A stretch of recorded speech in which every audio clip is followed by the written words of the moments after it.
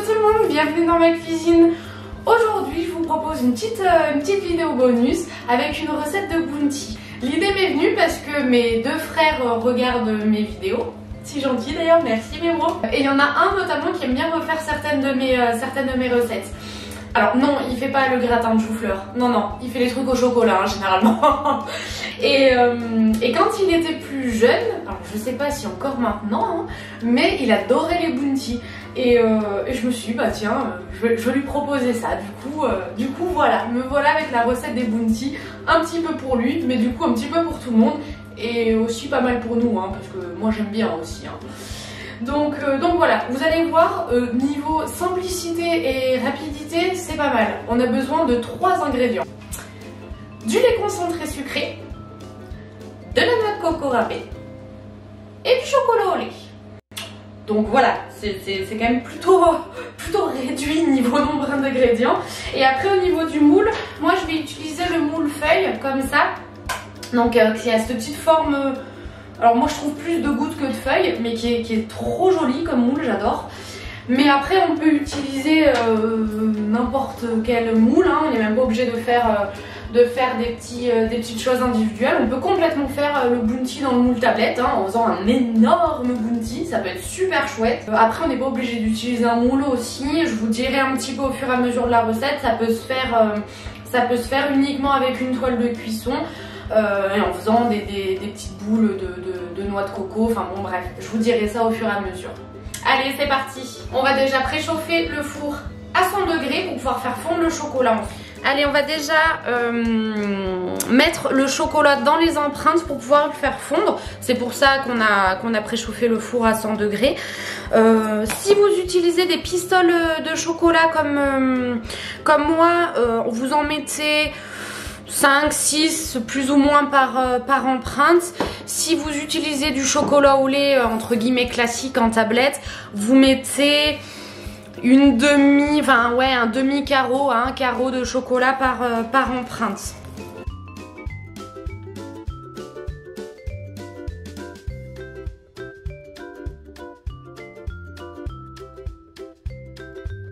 Voilà, et une fois qu'on a bien réparti partout, on peut passer au four 2-3 minutes, bien faire attention que ça ne brûle pas.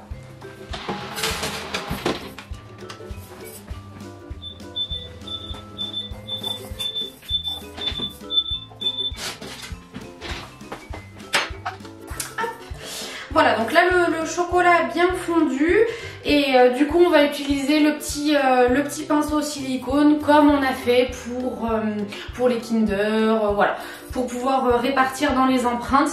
Donc on répartit bien sur le dessous et on remonte légèrement également le long des parois.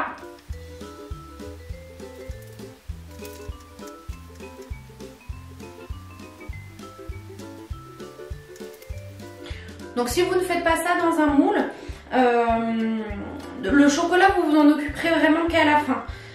Vous verrez, je vous expliquerai quand on passera à l'intérieur, à la noix de coco, je vous expliquerai comment faire. Mais si vous n'utilisez pas de moule, ou que ce soit le moule tablette pour faire un géant bounty ou des petites empreintes comme ça, vous occuperez du chocolat vraiment qu'à la fin.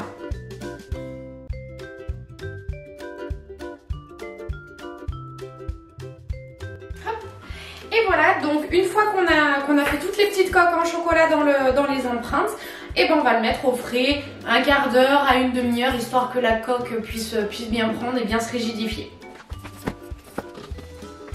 Voilà, et pendant que la coque en chocolat est en train de prendre au frigo, on va pouvoir faire notre petit mélange.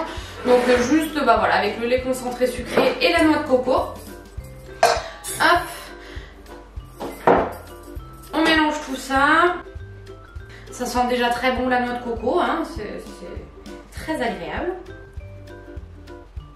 Hop, donc le lait concentré sucré et la noix de coco c'est à parts égales. Donc là il y a 150 g de chaque. Hop là. Et on mélange tout.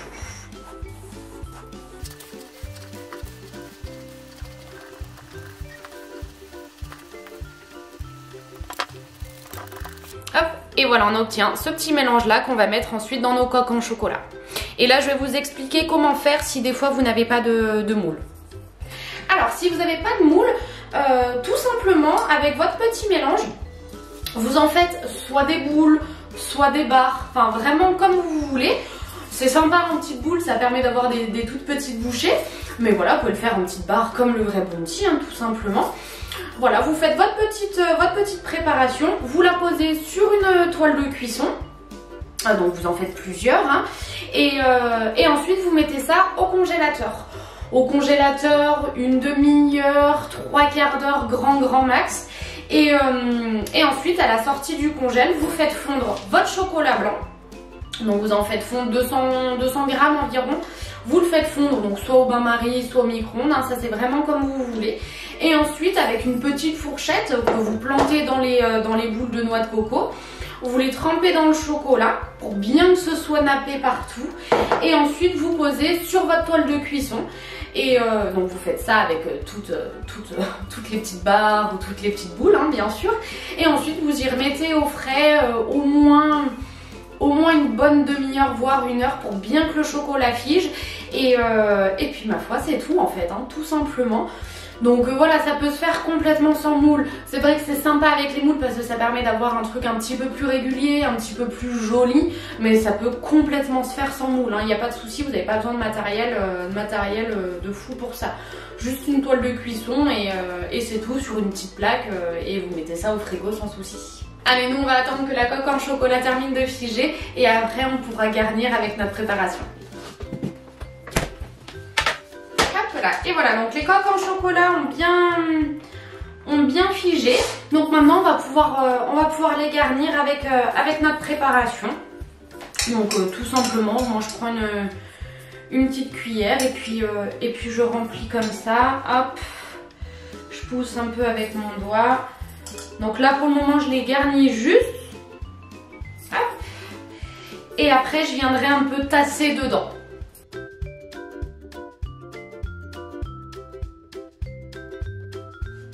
Et après on vient tasser avec sa petite cuillère.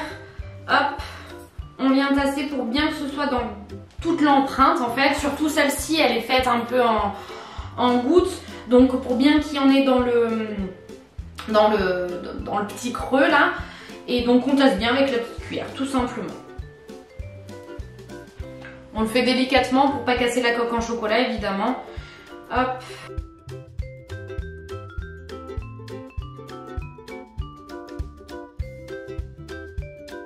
Et voilà, et une fois que c'est bien rempli, hop, on va pouvoir refermer avec le chocolat au lait que j'ai évidemment fait fondre au préalable. Hein.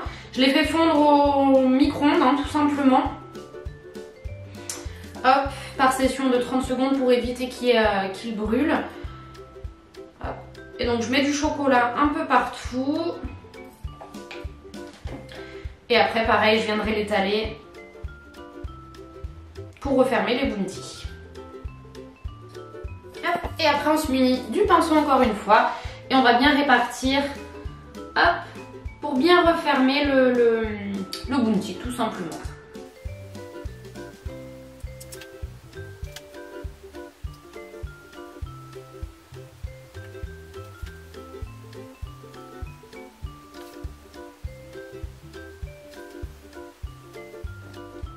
Et voilà, et une fois qu'on a refermé toutes nos coques au chocolat, et ben on remet au frigo. Et là on remet au frigo au moins une demi-heure. Le mieux c'est 1 heure, comme ça au moins les coques ont bien le temps de bien figer.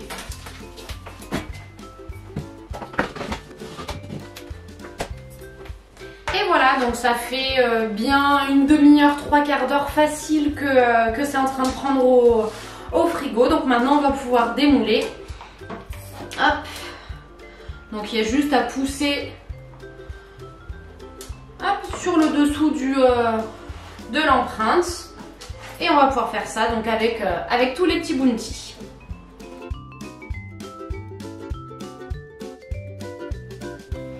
Et voilà, les Bounty sont déjà terminés, donc pas beaucoup d'ingrédients, hein, pour le coup vraiment très peu, et alors super facile et super rapide à faire, hein, tout ce qu'on aime. J'adore ce genre de petites recettes où on réadapte un petit peu les gâteaux industriels.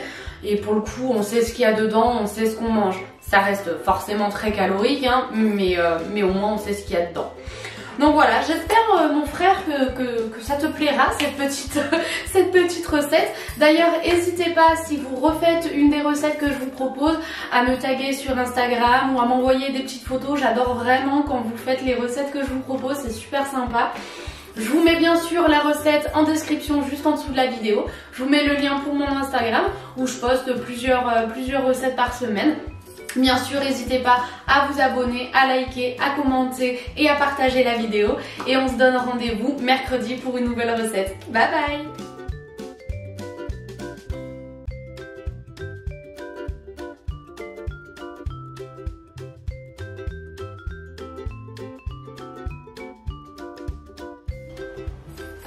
Il y en a trop, ça rentre plus.